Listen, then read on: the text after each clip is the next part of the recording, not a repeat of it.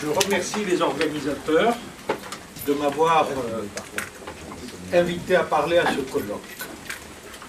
J'accepte de moins en moins les invitations, mais pour René Guittard, que je connais et que j'apprécie depuis environ 40 ans, je n'ai pas hésité un instant.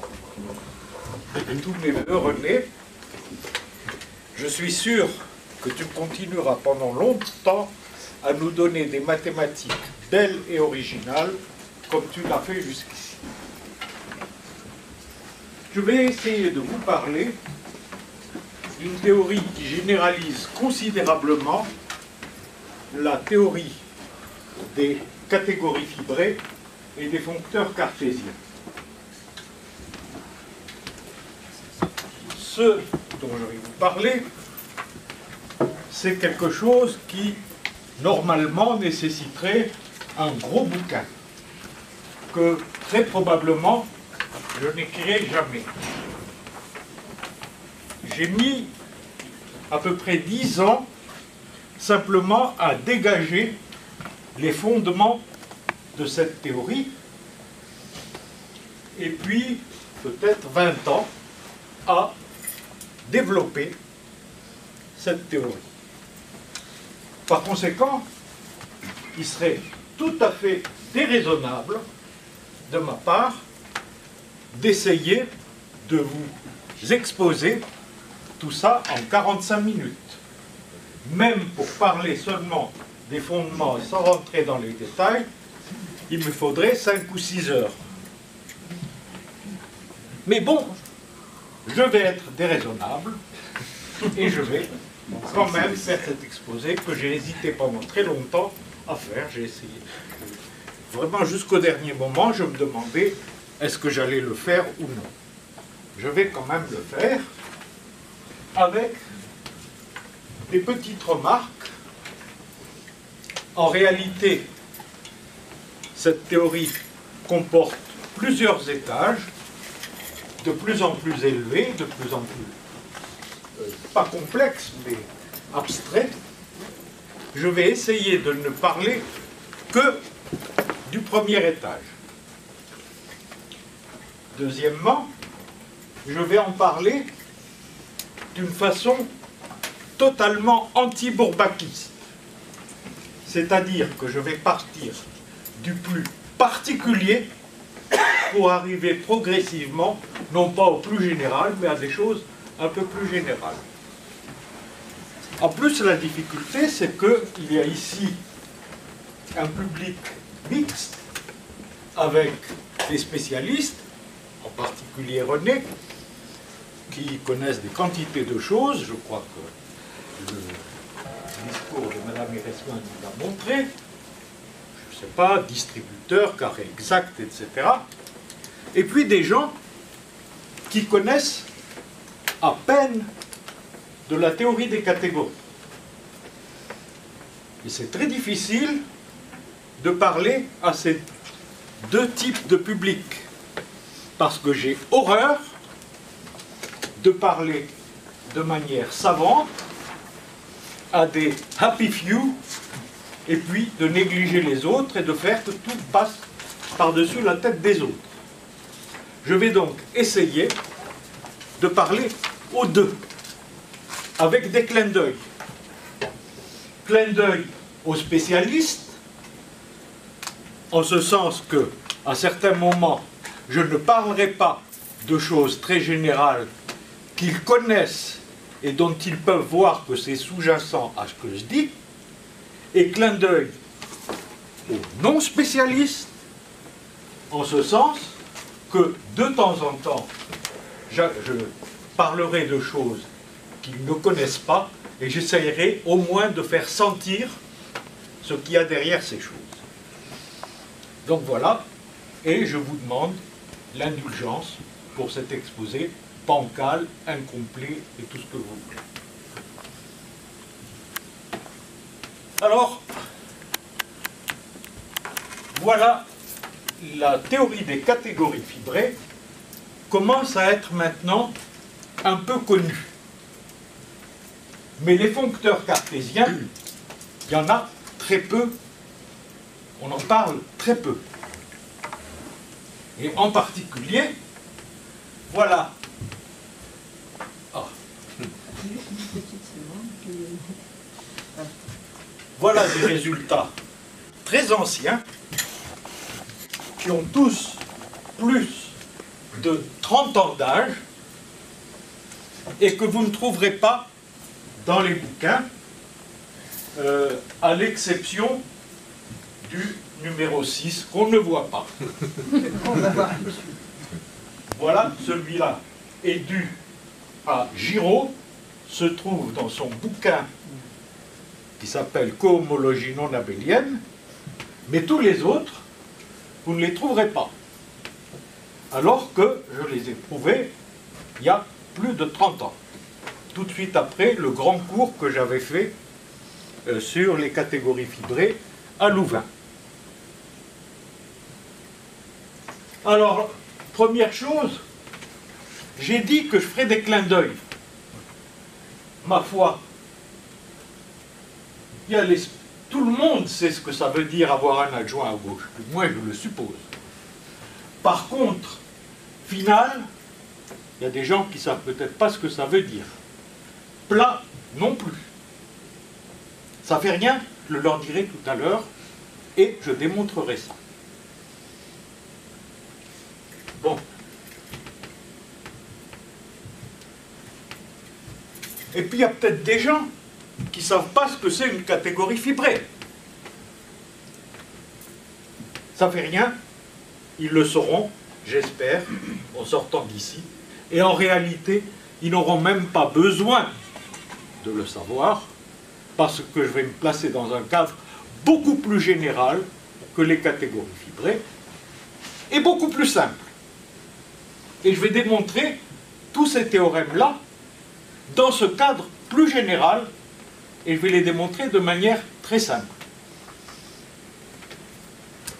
Alors, la seule chose qu'il faut savoir, c'est que si on a un foncteur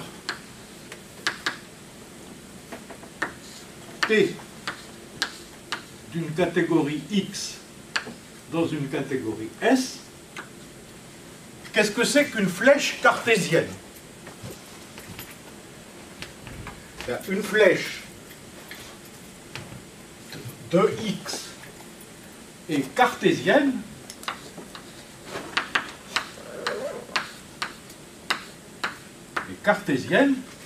si et seulement si chaque fois que j'ai une autre flèche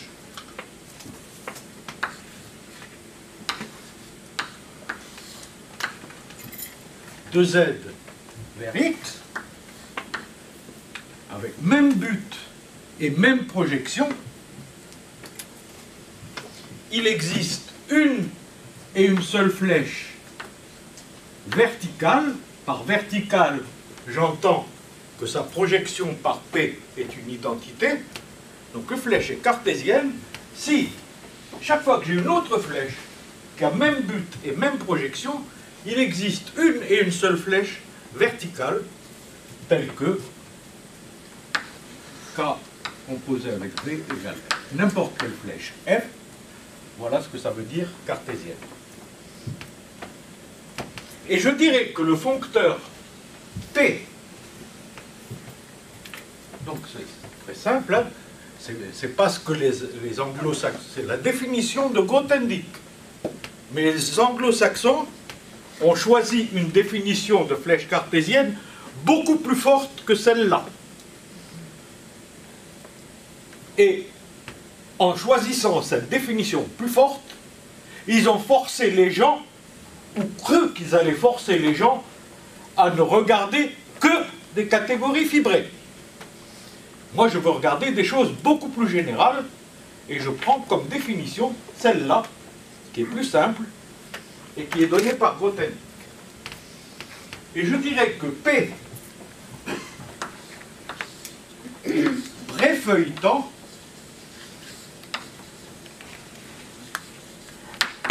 si et seulement si n'importe quelle flèche F admet une factorisation en une flèche cartésienne et une flèche verticale. Voilà, c'est très simple. Il y a donc juste cette action.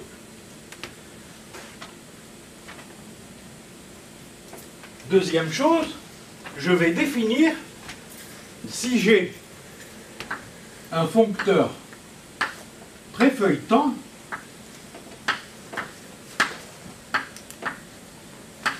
et un autre foncteur quelconque, pas nécessairement fibration, cartésien, préfeuilletant, un foncteur quelconque. Je vais dire ce que c'est qu'un foncteur cartésien de P vers P' ou de X vers X'. C'est un foncteur qui rend évidemment ce diagramme commutatif et qui vérifie les deux conditions suivantes. La condition C0, c'est que il préserve les flèches. Chaque fois que je prends une flèche, même si ici ce n'est pas préfeuilletant, je sais ce que c'est qu'une flèche cartésienne. La condition C0, c'est qu'il transforme toute flèche cartésienne, une flèche cartésienne ici, son image est cartésienne là. La deuxième condition, donc C0, c'est préserve les flèches cartésiennes.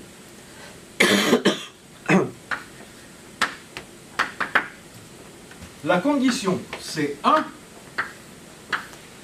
c'est la suivante. Je peux remettre ça après. Tu peux... je peux tout couper. Non, mais on met un bouchon. Le cache. Ça chauffe pas trop.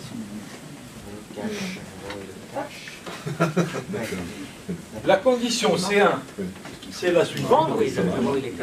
Si je prends un objet ici, que je vais baptiser, tout ce qui aura des primes, ça sera dans la catégorie X'. Tout ce qui sera sans prime, ça sera dans la catégorie X. Comme ça, on ne se perdra pas.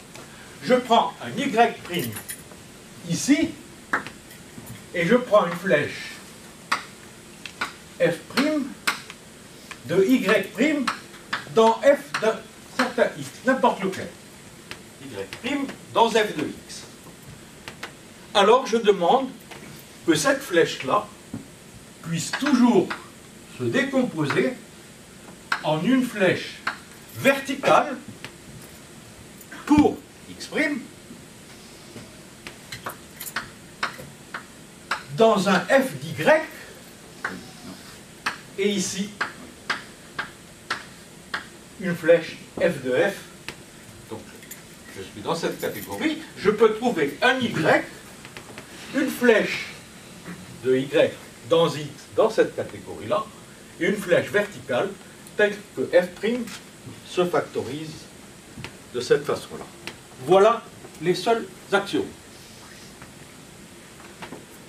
Bon, premièrement, on compare avec ce qu'on fait habituellement. On dit que P est une préfibration si elle possède la propriété suivante: chaque fois que je prends un X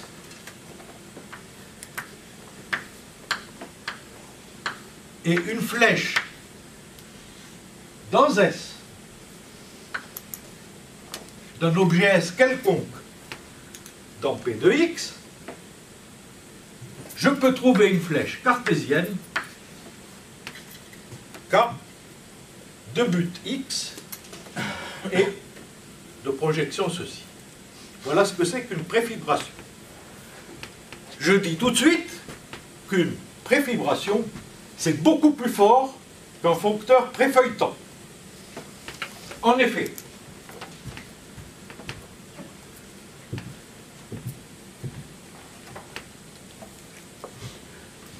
je suppose que j'ai une préfibration, je vais vous montrer que c'est préfeuilletant.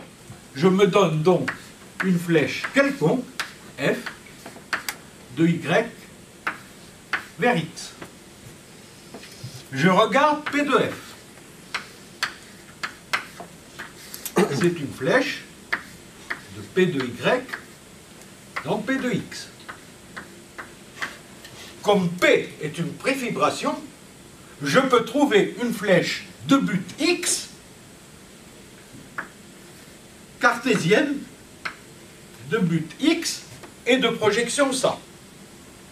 Puisque celle-ci est cartésienne et que celle-là a même projection, j'ai ma factorisation. Donc, un foncteur, une catégorie, une préfibration, c'est toujours un foncteur préfeuilletant. Ah. Mais alors, c'est entre deux préfibrations, on a défini ce que c'est qu'un foncteur cartésien. C'est quelque chose qui préserve les flèches cartésiennes et rien de plus. Il n'y a pas cette condition, C1. Or, cette condition C1, elle est fondamentale. Simplement, pourquoi on ne la voit jamais, c'est que si ça est une préfibration, et si le foncteur préserve les flèches cartésiennes, il vérifie automatiquement la condition C1. On ne la voit pas parce qu'elle est automatiquement vérifiée, mais évidemment dans le cas où ça est une préfibration. Si ce n'est pas une préfibration, elle ne résulte pas de C0. Mais pour les préfibrations, C0 implique C1, et donc on ne la voit pas. On s'en sert tout le temps sans s'en rendre compte, mais on ne le voit pas. Je vais même vous montrer que dans le cas où ça est une préfibration, C1 est automatiquement vérifié. En effet, je me donne une flèche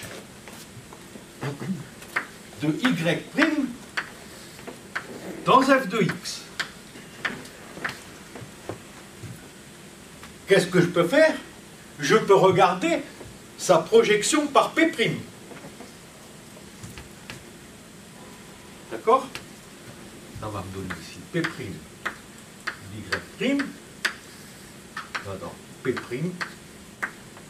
f de x, c'est-à-dire, à cause de la commutativité du diagramme, dans P de x.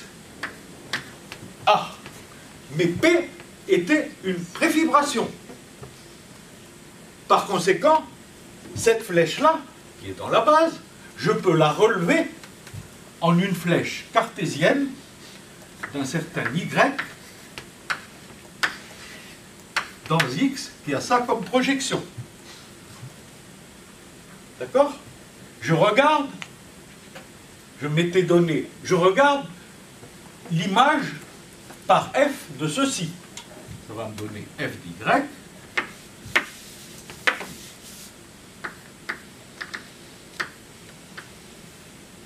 Et ici,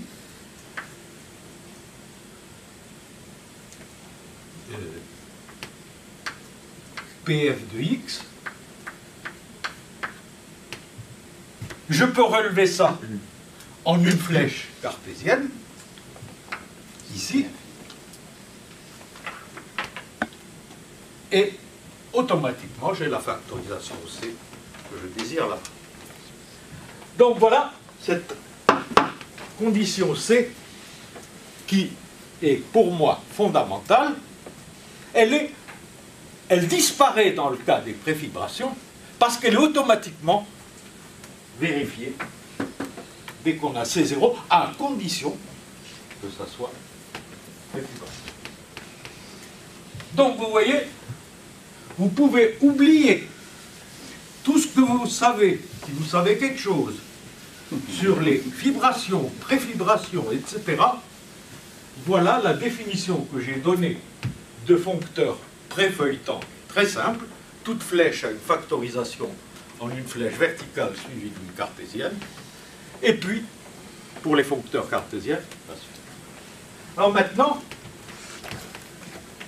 toutes les propriétés de 1 à 6 que j'ai indiquées sont vraies si j'ai ici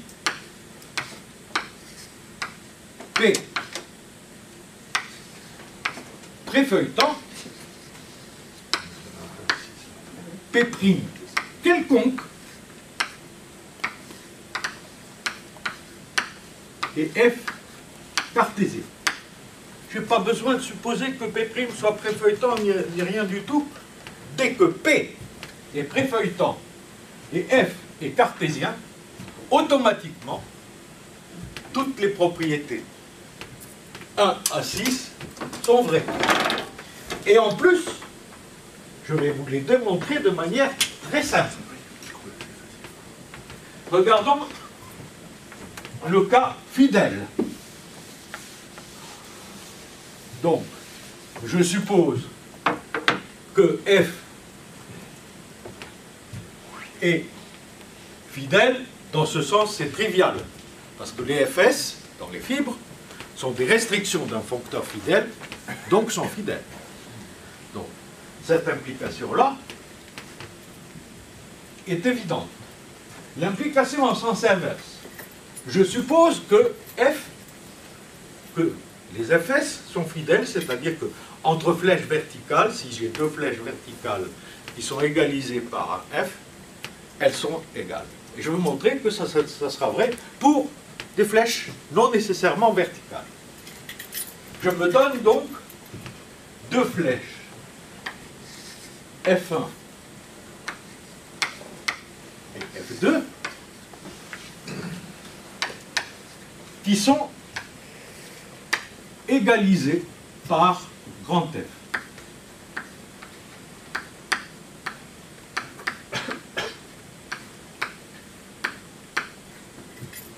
Puisque ceci est préfeuilletant, je peux écrire la flèche F1 sous la forme une flèche verticale et une flèche cartésienne.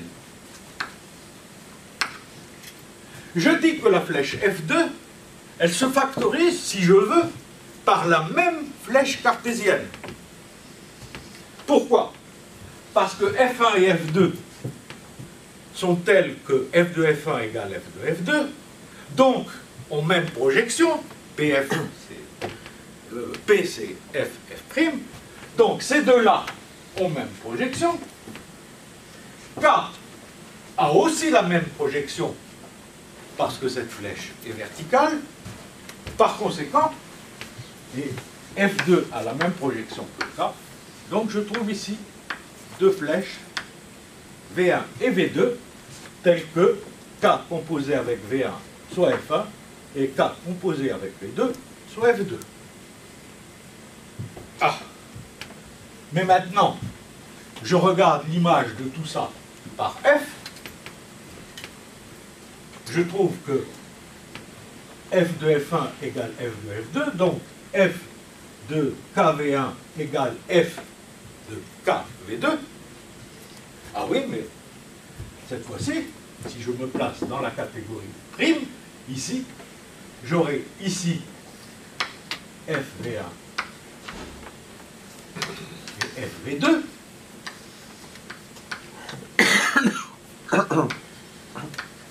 qui, composés avec F de K, donnent le même résultat. Mais F de K est cartésien. Ah ben, ça me donnerait ici deux factorisations de cette flèche-là, l'une par FV1 et l'autre par FV2, j'aurai deux factorisations, mais il y a unicité. Donc je trouve que F de V1 égale F de V2. Ah oui, mais je fais l'hypothèse que F est fidèle pour les flèches verticales, donc V1 égale V2. Mais si V1 égale V2, KV1 égale KV2, et donc les deux flèches sont égales. J'ai démontré la fidélité. La plénitude. C'est pareil. Alors, ça prend 2 lignes et je vais lentement.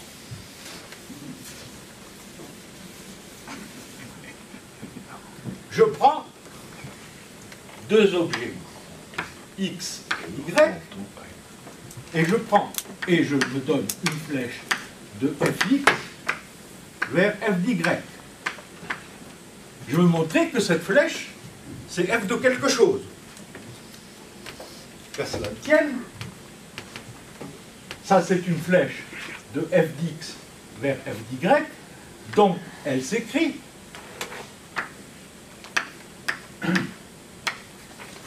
une flèche verticale V'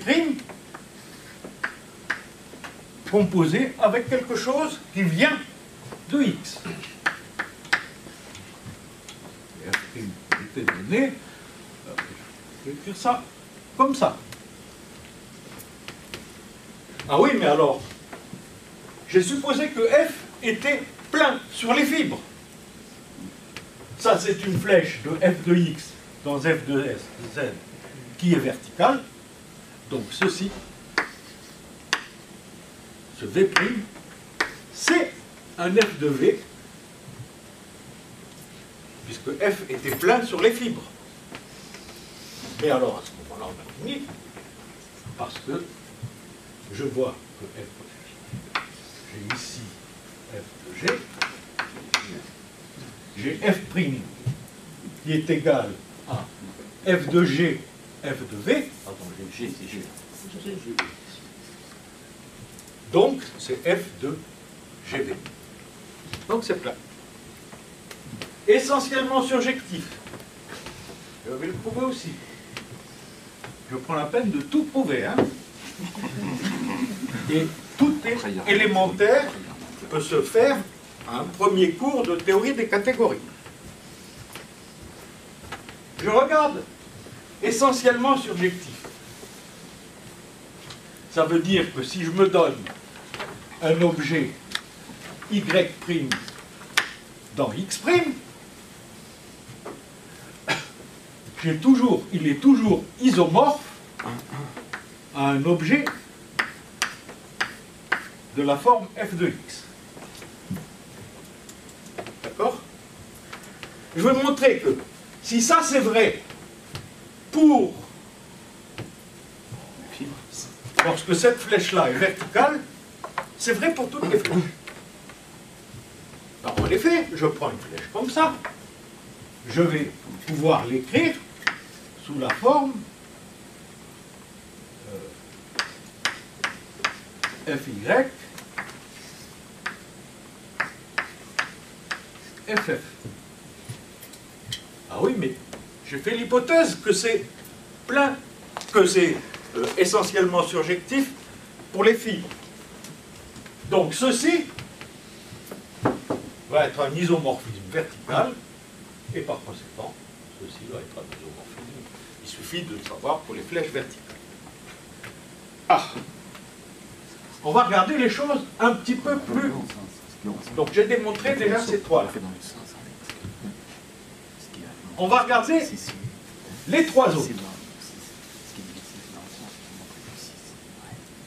Je vais vous donner un lemme qui est une usine à théorème et qui prouvera d'un seul coup ces trois-là, plus plein d'autres choses. Le lemme est le suivant. Vous connaissez les catégories de la forme X'(f). Les objets, ce sont des choses de la forme f' de x' vers f de x, un morphisme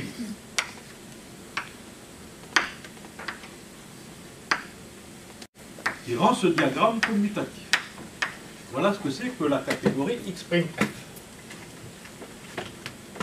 Ah, c'est bien connu. Ma foi, si je prends un X' quelconque,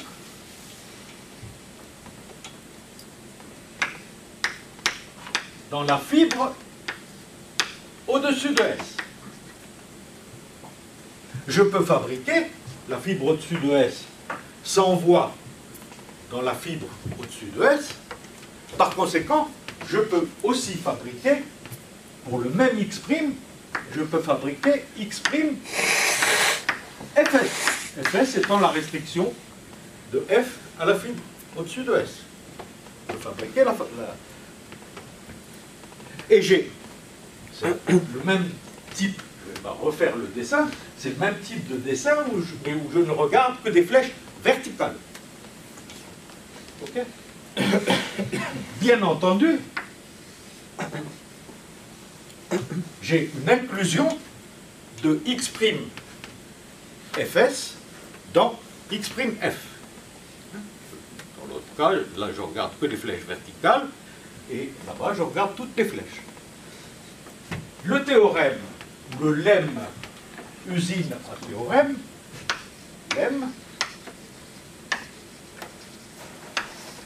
cette inclusion est pleinement fidèle et admet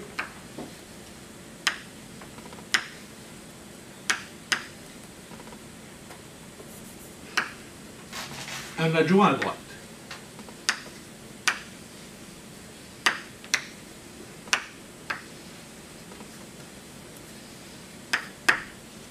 Qu'est-ce que ça veut dire qu'elle est pleinement fidèle? Tu fais quelle hypothèse sur F? Pardon? Quelle hypothèse sur F fais-tu? Toujours les mêmes, F cartésien. F cartésien et évidemment P préfeuilleton. C'est tout. Pas besoin de... Cette inclusion est pleinement fidèle et admet un adjoint à droite. Qu'est-ce que ça veut dire qu'elle est pleinement fidèle? Pleinement fidèle, ça veut dire que si je me donne deux flèches, ici c'est des flèches verticales,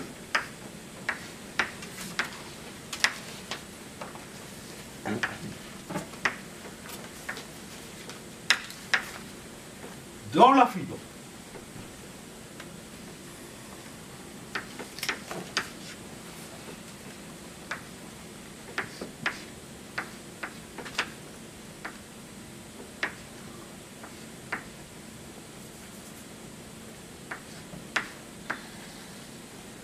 et un morphisme dans cette catégorie, dans la grande, de ceci vers ça, c'est fortement, il est vertical. Ben oui, regardons. Ça c'est vertical, ça c'est vertical. Donc, je me donne donc x1, x2, F, qui rend ce diagramme commutatif.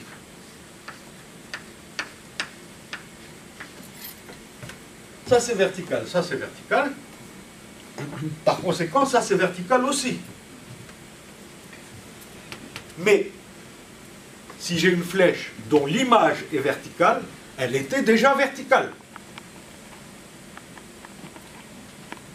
Par conséquent, ceci, je peux aussi bien l'écrire. Et voilà la pleine fidélité. L'adjoint à droite.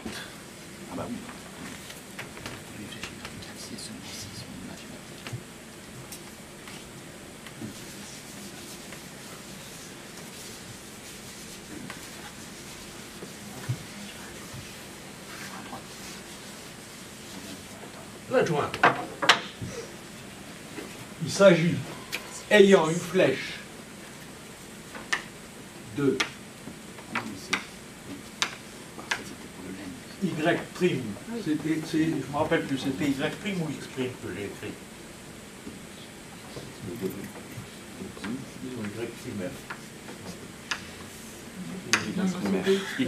C'était Y'. Non, X'. Pardon? X'. X'.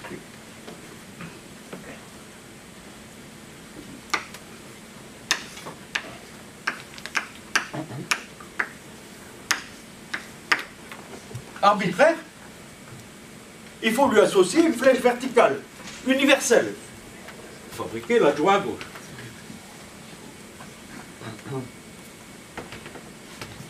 Pardon, l'adjoint à droite.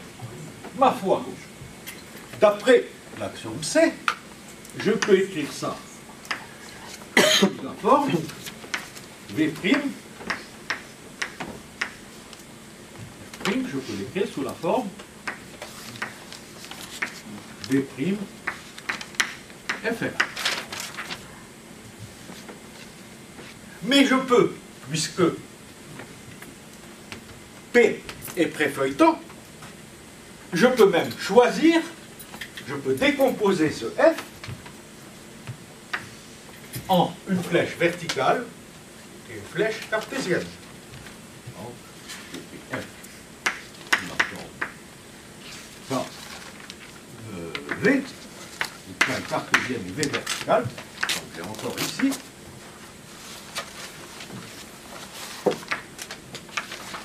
FV, F'. Donc, parmi toutes ces factorisations possibles, il y en a une où je peux prendre sa cartésienne. Et maintenant, à ce F',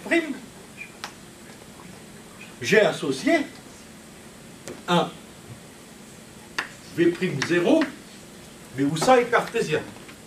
Un petit calcul immédiat me dit que ça, c'est un adjoint à droite. Voilà. Et le théorème, si vous voulez, c'est presque une définition, c'est que F est plat si et seulement si, pour chaque x', cette catégorie est cofiltrante.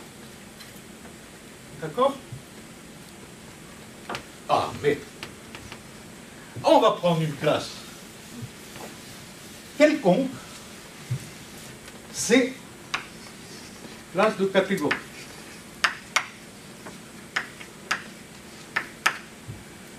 Et on va introduire du vocabulaire qui consiste à dire qu'un foncteur f est C plat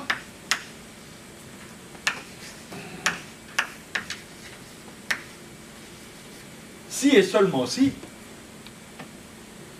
toutes les catégories x', f sont dans C. C'est une classe de catégorie arbitraire pour le moment. Je dis ce que c'est qu'un foncteur C plat. Par exemple, pour plat, c'était, je prends pour C, la classe de toutes les catégories cofiltrantes. Donc voilà, F et C plat. Si A. Et maintenant, je vais dire qu'une classe C de catégorie est malléable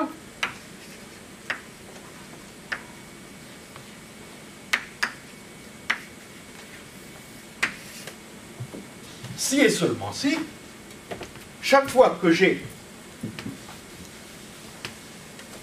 deux catégories C et C', un foncteur f pleinement fidèle qui a un adjoint à droite, si C est dans la classe malléable, C' y est et réciproquement. Voilà, malléable, ça veut dire que chaque fois que j'ai deux catégories rejointes par un foncteur pleinement fidèle ayant un adjoint à gauche, un adjoint à droite, si l'une est dans C, l'autre est dans C. Et ce que je vous ai démontré, c'est la chose suivante. Si C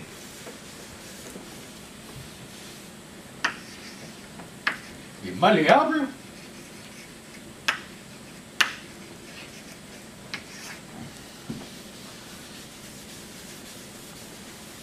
et si f est un foncteur cartésien, toujours sous les hypothèses, et si f est cartésien,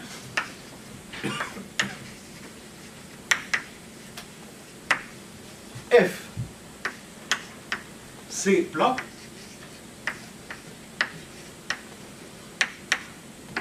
si et seulement si chaque fs et c'est plat.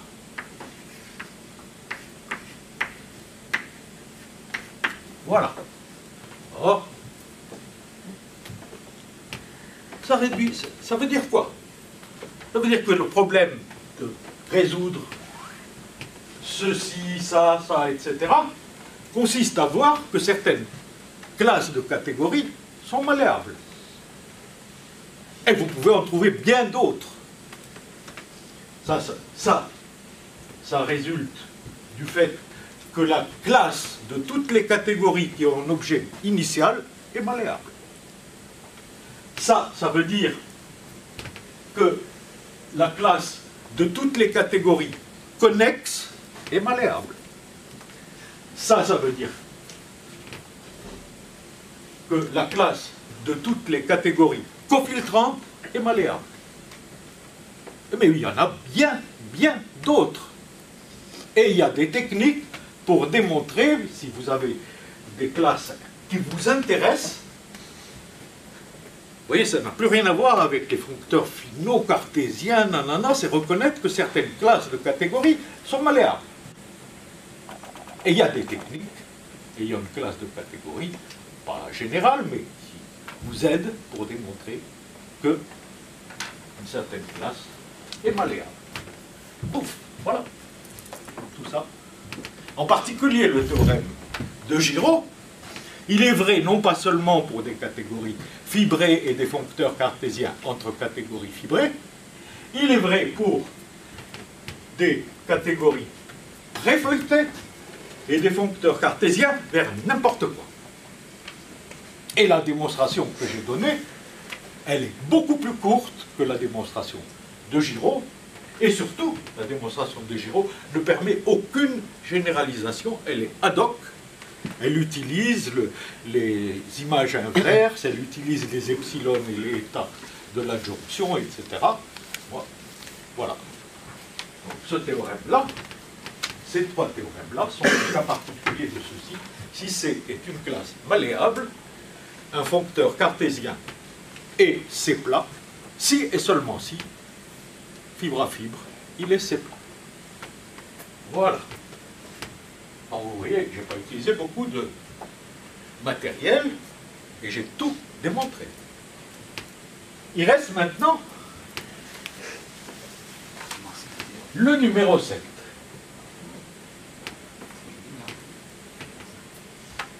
Le numéro 7.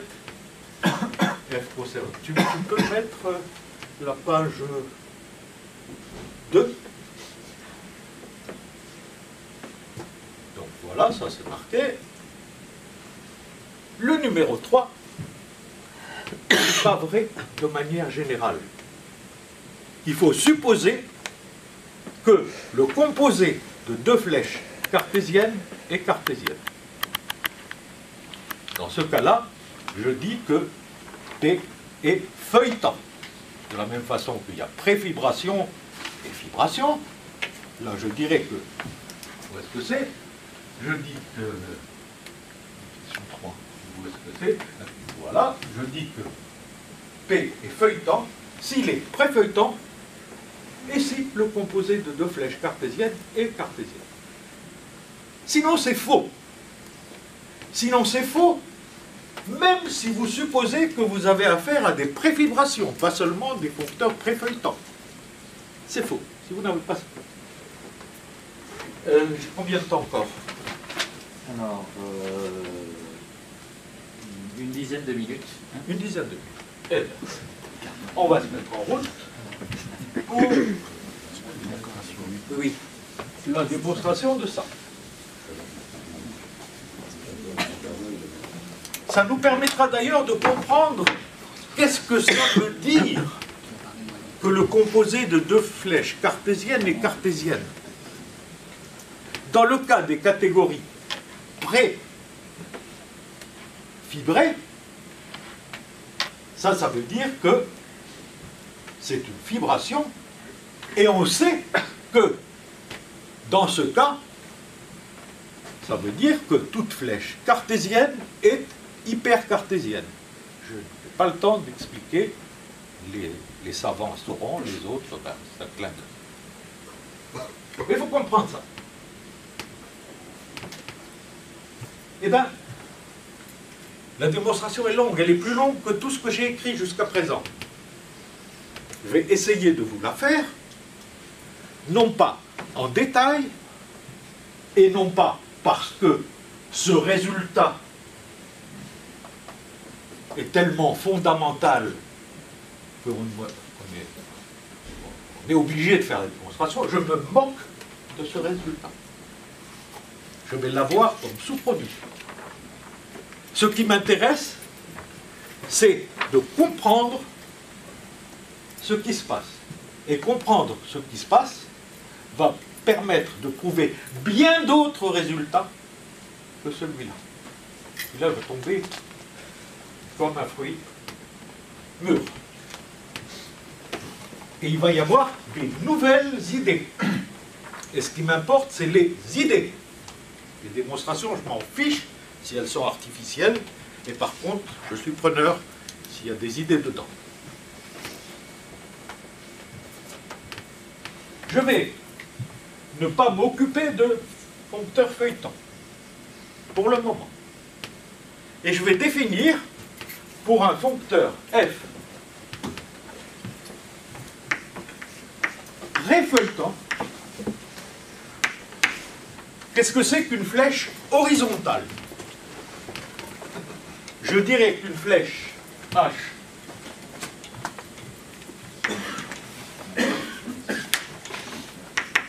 de y dans x qui est horizontale,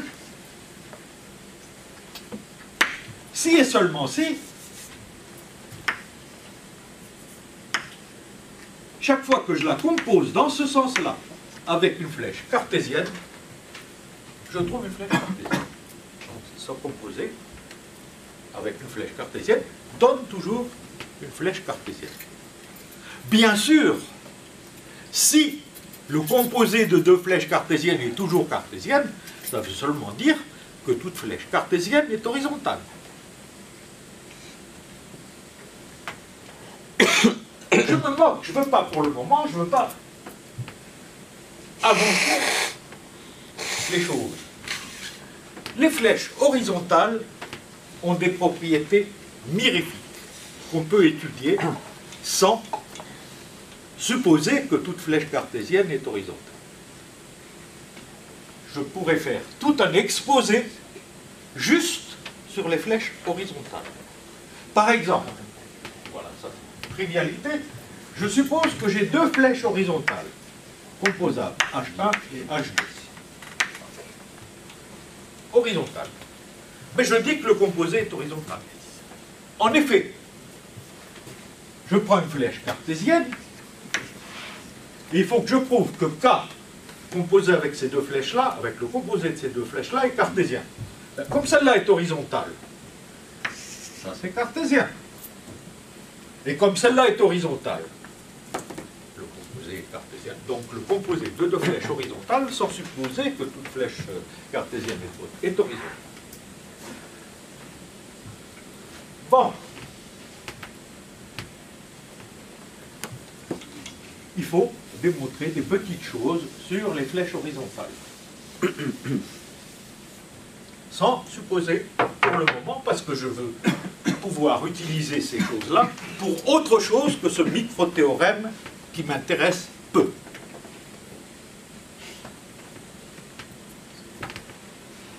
La première chose à montrer que si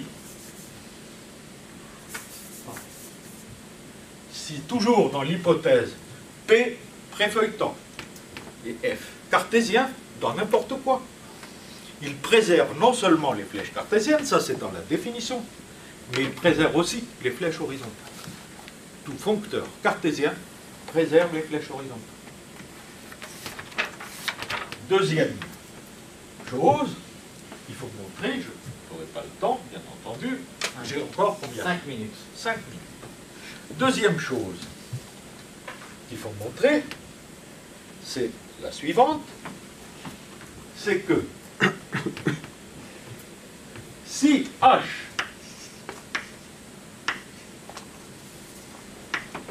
est horizontal, alors H est hypercartésien, non pas pour le foncteur P, mais pour le foncteur F. F est cartésien et H est horizontal, elle est automatiquement hypercartésienne pour le foncteur F. Deuxième étape. C'est très joli parce que ça relie la notion d'horizontalité à la notion de hypercartésien. Mais H, elle peut très bien être horizontale et ne pas être, elle est horizontale pour P, elle peut très bien être horizontale sans être hypercartésienne pour P. Je ne finirai pas, mais je vous donne un contre-exemple, qui est le suivant. Je peux trouver un foncteur P préfeuilletant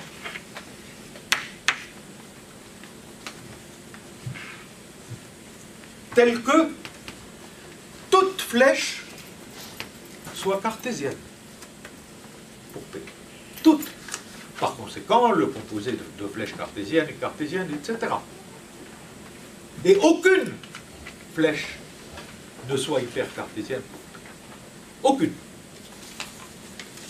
Donc, être hypercartésien, c'est beaucoup trop fort par rapport à l'horizontalité.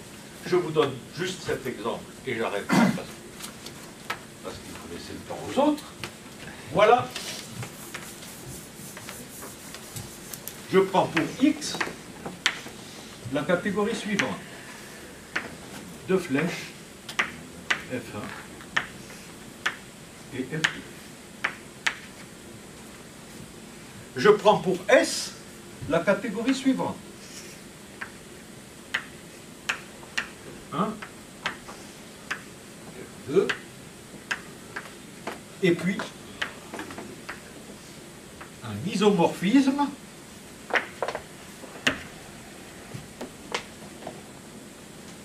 qui rend commutatif ce qu'il faut. J'ai rendu cette isomorphe. Et je prends pour P, ça c'est S, l'inclusion.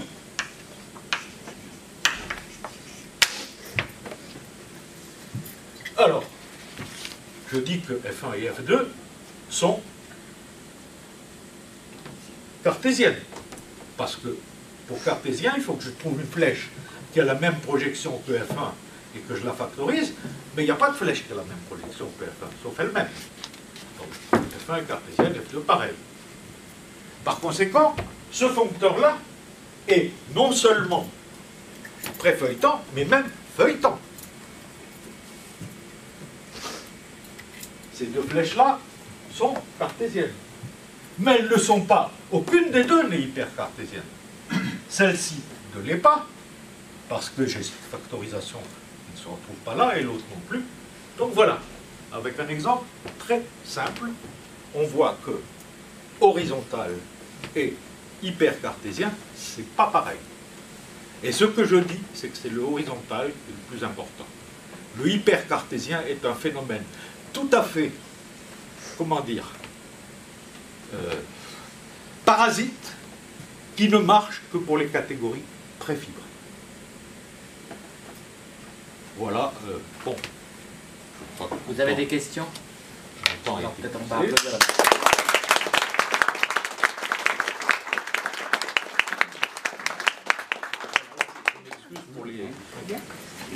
Pour ceux qui ne connaissent pas les choses, j'essaie d'expliquer de la manière la plus élémentaire qui soit, et les choses qu'ils ne connaissent pas, et les idées qu'il y a derrière ce travail.